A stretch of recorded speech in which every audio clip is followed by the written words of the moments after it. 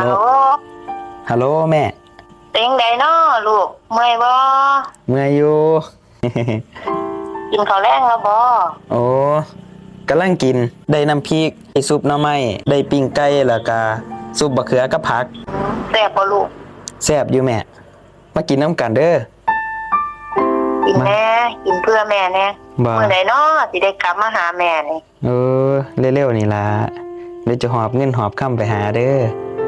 กินฮอดลูกเอาได้อยู่นี่บ่โอ้ให้บ่ล่ะ โอ้ยให้ก็บ่ให้ผู้ใดเห็นล่ะคือพ่อว่าแต่สงสารแท้กลับมาไวๆเด้อแม่กินฮอดเด้อครับผมคิดฮอดเด้อแม่ไปมาใส่กะค่อยไปค่อยมาเด้อลูกเด้อเป็นห่วงนี่ปิ้งไก่ซุปบะเขือผักแล้วก็บักแตง